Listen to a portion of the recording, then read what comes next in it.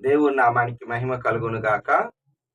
క్రీస్తునందు ప్రియమైన దేవుని బిడ్డలారా, ఈ దినము అనుదిన జీవవాక్యమునకు మిమ్మల్ని ప్రేమతో ఆహ్వానిస్తున్నాము.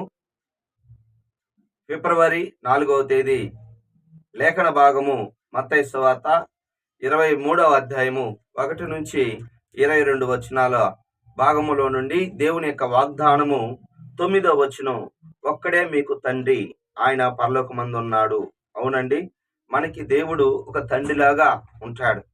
అంటే తండ్రి ఏ విధంగా అయితే ఆదరిస్తాడో, ఓదారుస్తాడో, మరి ఒకవేళ తప్పిపోయిన కుమారుడు మరి ముందు ఆస్తి తీసుకొని వెళ్ళిపోయాడే కానీ తర్వాత కరువుతో ఉన్న సమయములో నా తండ్రి దగ్గరికి లేచి నా తండ్రి వద్దకు వెళ్దును అనుకున్నాడు. ఎప్పుడైతే పరలోకపు తండ్రి ఎదుట నేను పాపం చేశాను, భూలోకంలో నా తండ్రిని బాధపరిచాను అని పశ్చాత్తాపడి, మరి లూకా సువార్త 15వ అధ్యాయం 15వ వచనములో, నేను లేచి నా తండ్రి వద్దకు వెళ్ళుదును. అవును, మనకి తండ్రి ఉన్నాడు. ఒకవేళ దేవునికి వ్యతిరేకంగా లేకపోతే దూషించిన, బాధపరిచిన, దేవుడు నిన్ను ఆదరించేవాడుగాను, ఓదార్చేవాడుగాను, మరి ఈ తప్పిపోయిన కుమారుడు తిరిగి తండ్రి దగ్గరకు వచ్చినప్పుడు, తండ్రి ఏమి చేశావు ఆస్తిని అని అడగలేదు కానీ అతడు వచ్చిన వెంటనే ప్రశస్తమైన వస్త్రములను, అలాగనే కాళ్ళకు చెప్పులను, అలాగనే చేతి వేలికి ఉంగరమును, మరి మెడ మీద పడి ముద్దు పెట్టుకున్నాడు. అవును, ఇంతకంటే ఎక్కువగా ప్రేమించే పరలోకపు తండ్రి నీకున్నాడు. ఒకవేళ దేవుడికి దూరంగా ఉంటే ఇప్పుడే ప్రభు అయిన యేసుక్రీస్తు నీ తండ్రి, ఆయన యొద్దకు నువ్వు రావచ్చు. దేవుడు నిన్ను తన కుమారుడుగా స్వీకరించాడు. యోహాను సువార్త 1:12 ప్రకారం ఎందరైతే ఆయన అంగీకరిస్తామో వారు దేవుని బిడ్డలం. కాబట్టి ఆయన అధికారం అనుగ్రహించాడు. నువ్వు తండ్రిగా మరి నీ వేదన, బాధ నువ్వు చెప్పుకోవచ్చు. హల్లెలూయా.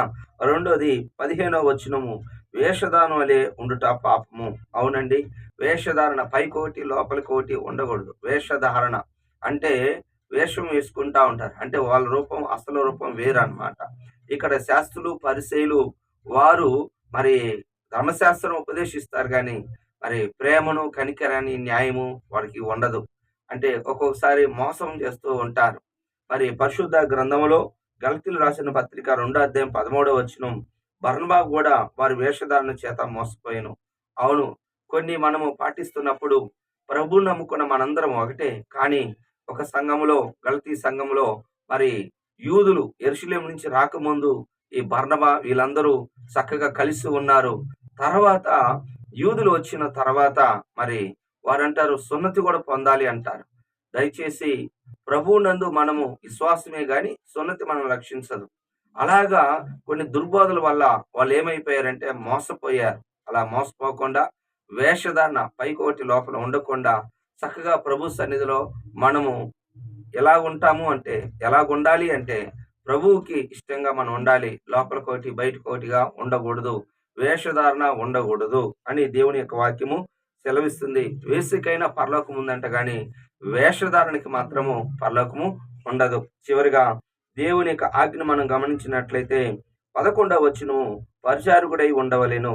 అవును, మనము పరిచారకుడిగా అంటే ప్రభు చెప్పినట్టుగా మనం చేస్తూ ఉంటే, యేసుప్రభు వారు కూడా ఈ భూమి మీదకి వచ్చినప్పుడు పరిచర్య చేయించుకున్నట్టుగా రాలేదు కానీ అనేకులకి క్రయధనంగా అనగా పరిచర్య చేయటానికే వచ్చాడు. ఎప్పుడైతే మనం పరిచర్య చేస్తామో దేవుడు మనల్ని గొప్పగా దీవిస్తాడు. నిర్గమకాండం 24వ అధ్యాయం 13వ వచనంలో, మోషేయు అతని పరిచారకుడైన యెహోషువ లేచిరి. అవునండి, మరి పరిచర్య చేసే వాళ్ళని దేవుడు ఏం తక్కువ చేయడు. గుర్తుపెట్టుకోండి, మోషే కింద యెహోషువ ఉండి పరిచర్య చేసిన తర్వాత నాయకుడు అయ్యాడు. అలాగనే 2వ రాజుల గ్రంథం 5వ అధ్యాయం 2వ వచనములో, ఇజ్రాయేలు చిన్నది నయమాను వారికి పరిచర్య చేస్తుంది. పరిచర్య ద్వారానే, తన యొక్క ప్రవర్తన ద్వారానే మరి దేవుని నమ్ముకుని ఈ బిడ్డ మరి నయమాను గారి యొక్క కుష్టు రోగాన్ని తగ్గటానికి అనగా బాగవటానికి, మరి సేవకుడు పలానా షోమ్రోన్లో ఉండడాన్ని చెప్పటానికి మరి ఆ చిన్న పరిచర్య నేను ఇక్కడికి ఎందుకు వచ్చాను, నేను ఈ ఇంట్లో ఎందుకు ఉండాలి అని బాధపడకుండా, మరి ఇక్కడ దేవుడి చిత్తం అంటే నయమానుకి కుష్ఠరోగం తగ్గాలి అంటే అక్కడ ఈ యొక్క ఇజ్రాయేల్ చిన్నది మంచితనంతో, మంచి మనసుతో పరిచర్య చేస్తే అప్పుడు ఆమె మరి నయమాను భార్య ఆ చిన్నదాని యొక్క మాట విన్నది. కాబట్టి మనం మనకిచ్చిన పనిలో చక్కగా పరిచర్య చేస్తే దేవుడు మనల్ని దీవిస్తాడు. దేవుడి మాటలు దీవించును గాక. ఆమేన్. ప్రార్థన చేసుకుందాం. ప్రేమ కలిగిన తండ్రి యేసయ్యా నీ వందనాలు. ఈ ఉదయ కాలంలో నీ కృపలో నీ దయలోనైనా మాకు ఇచ్చిన ఈ యొక్క పరిచర్యను బట్టి స్తోత్రాలు. మీరు మాకు పరలోకపు తండ్రి, మా దోషాల అపరాధములు క్షమించే సిద్ధ మనసు కలిగిన దేవుడు నాయన. పైకి ఒకటి లోపలికి ఒకటి ఉండక, వేషధారణతో ఉండక, మంచి మనసుతోనైనా నీకు పరిచర్య చేసే కృప మాకు దయచేయండి. ఈ దినమంతటి మాకు తోడుగా ఉండి మీ నామానికి మహిమ ఘనత ప్రభావాలు తెచ్చుకోమని యేసు నామములో ప్రార్థిస్తున్నాను తండ్రి. ఆమేన్. తండ్రి యొక్క ప్రేమ, కుమారుని యొక్క కృప, పరిశుద్ధాత్మ యొక్క అన్యోన్య సహవాసం సదాకాలం మనందరికీ తోడుగా ఉండును గాక. ఆమేన్.